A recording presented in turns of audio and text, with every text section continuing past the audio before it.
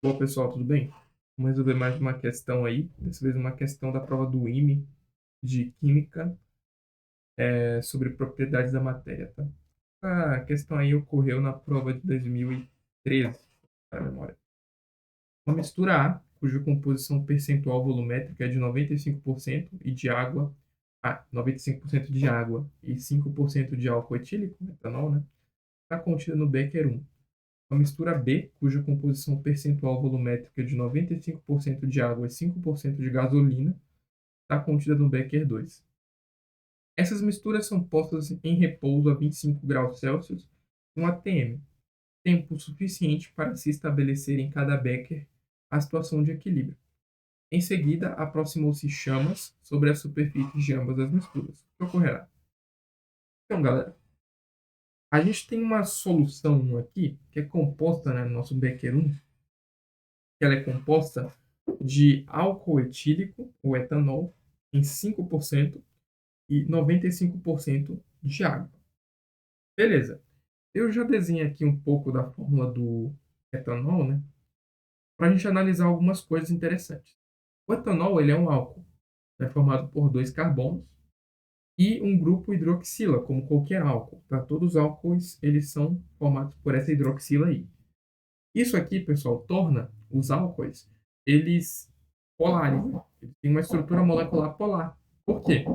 Percebam que você tem um oxigênio. O oxigênio é um elemento extremamente eletronegativo, diferentemente do hidrogênio e do carbono, que não é tão eletronegativo assim. Ou seja, vocês concordam que a disposição eletrônica, né, ou seja, a disposição de elétrons nessa molécula, ela vai ser muito maior, né? Vai ter muito mais elétrons aqui nessa região onde tem oxigênio do que no restante, beleza? Isso faz com que essas moléculas, galera, sejam polar, né? E devido aos critérios de solubilidade, a gente sabe que a água também é polar por geometria da molécula. Então, esse álcool ele vai se dissolver na água. Então, no caso do Becker 1, tá? Do Becker 1, nossa mistura a gente vai ter uma mistura homogênea. Vai ter uma mistura homogênea, beleza? Quando a gente for aproximar a chama desse Becker, nada vai acontecer, pessoal. Por quê? As moléculas de álcool etílico elas vão estar suficientemente afastadas, né, devido à solubilidade com a água, ou seja, ambos são polares, né, então o álcool vai se solubilizar na água, de forma que não vai ocorrer a combustão, beleza? Elas vão estar bem afastadas. Já no caso do nosso Becker 2, acho que aqui o 2, que a gente tem a gasolina. Então, galera, a gasolina ela é formada por cadeias carbônicas, né, homogêneas, ou seja, não tem nenhum tipo de heteroátomo na cadeia, é só várias cadeias carbônicas, que geralmente são grandes, né? A gasolina ela tem tamanhos consideráveis em relação à quantidade de carbonos. Se eu não me engano, varia entre 5 a 7 carbonos na cadeia. Não tenho plena certeza disso, mas eu acho que é algo em torno disso, a gasolina.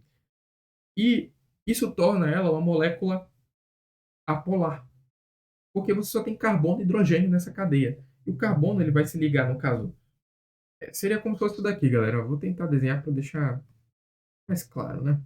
Para ficar mais evidente. Eu vou desenhar uma cadeia com 5 carbonos, beleza? 4, 5. Seria como se fosse isso aqui. O carbono é tetravalente, né? A gente sabe, faz 4 ligações. Então, os da ponta ali vão fazer com 3 hidrogênios, enquanto que os do meio eles vão fazer com 2 hidrogênios. Né? E aqui a gente vai ter mais 3 hidrogênios. Beleza. Isso aqui seria a representação, uma representação próxima do que seria uma molécula de gasolina. Beleza? Algo em torno disso daqui. Então, pessoal, percebam que a disposição de elétrons nessa molécula ela é completamente igual. Não tem nenhum heteroátomo aí para destoar.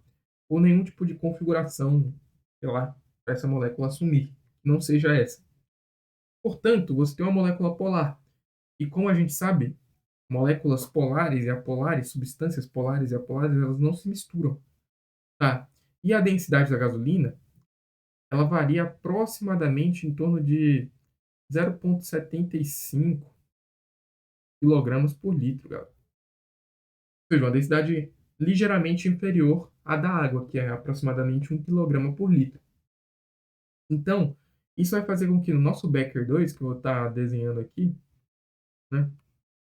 Na real, a gente tem uma fina camada de gasolina na superfície e só depois vem a água.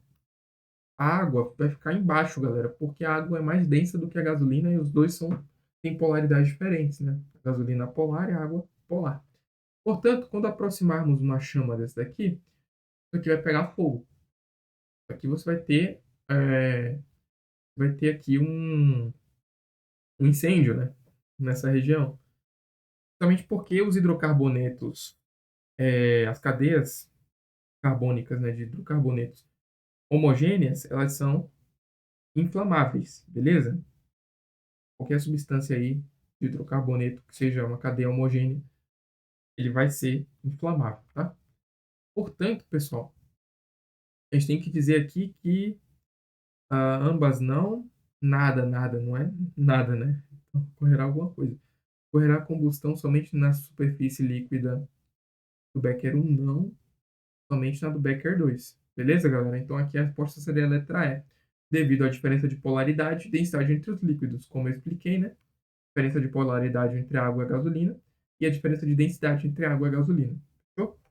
Então é isso. Espero que tenha ficado claro. Não sei se ficou muito bem aí, mas eu espero que sim. É isso, pessoal. Até um próximo vídeo.